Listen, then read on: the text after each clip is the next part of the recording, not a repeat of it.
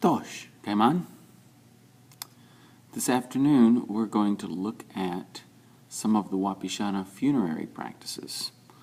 Again, courtesy of the Povos Indígenas do Brasil, socioambiental.org. Burial and other mourning activities involving the dead person's kin group, though there is no clear separation of roles between affines and consanguines, when asked, even unrelated neighbors may collaborate. So there's a very strong community connection. These measures are undertaken during the wake. Usually this remains in the small shelter outside the house, wrapped in the dead person's hammock or completely covered by a sheet. There are no ostentatious displays of emotion. On the contrary, the lament of the person's kin is low-pitched and restrained. The village's other residents may come to spy on the body, commenting in low voices about the cause of death. Children, mothers with babies, and sick people take no part in the wake.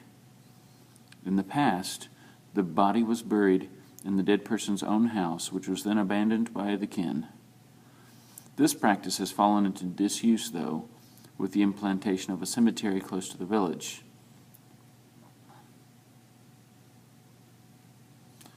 The threats of the Matchai hovers over the village for the next few days. People avoid being alone, and small lanterns are left burning all night. Light and human company directly oppose the dark solitude of the grave. Children must be protected since they are more vulnerable than adults to the proximity of the Matchai. Watching burials, following funeral processions, or even stepping accidentally on the tracks left by coffins causes their bellies to swell and provokes dysentery, signaling a process of decomposition analogous to the rotting of the corpse. Consanguines are most at risk of being captured by the Matchai. Various cases exist of people dying immediately after the death of parents, children, or spouses. However, more than victims, consanguines are themselves vectors of contagion, since people in mourning are deemed to enter a state of dipshan, state of putrefaction. The corpse's putrefaction affects them too. It's a mystery why we haven't died yet, despite being rotten already, they say. Close kin must bathe with a mixture of aromatic herbs, fishing poisons, and dry manioc leaves, which, like the process of purifying the house, neutralizes the dipshan odor that they carry, cutting their connections with a matchai.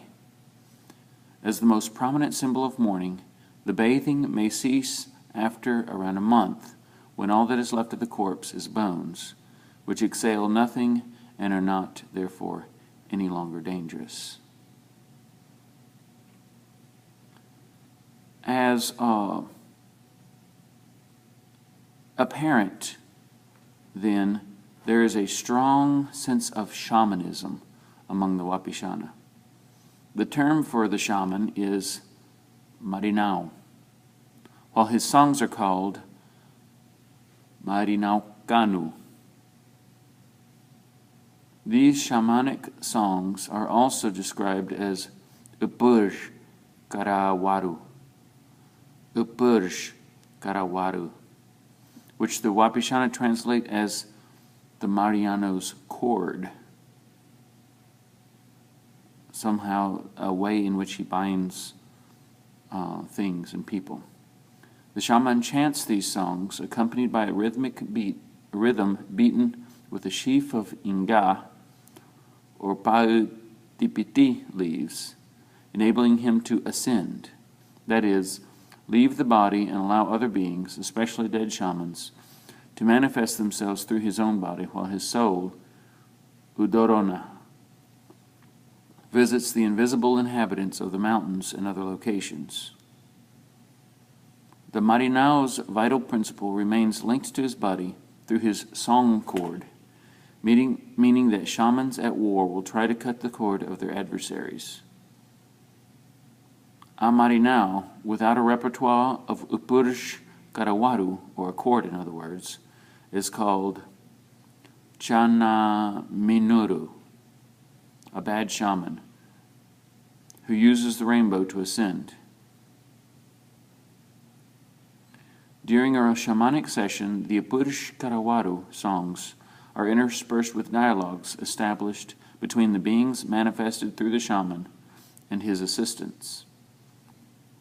Very often, these beings express themselves in foreign languages, imbuing shamanic discourse with a degree of esotericism.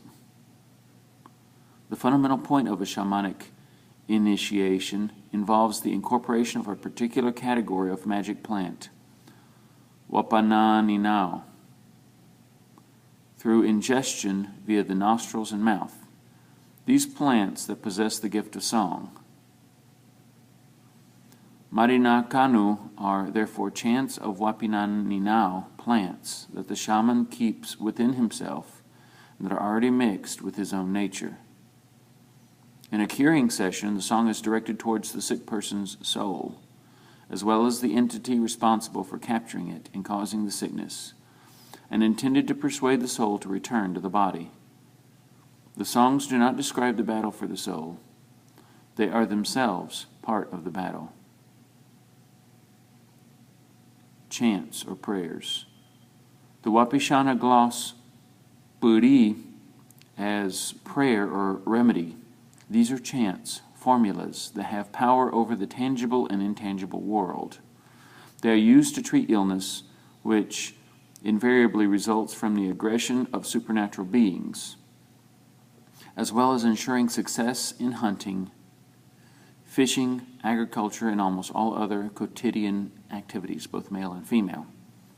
Puri are also used to cancel the harmful effects of the failure to observe reclusion properly after deaths, births, menstruation, or to make game and fish edible, pacifying their principal, the grandmothers of each species.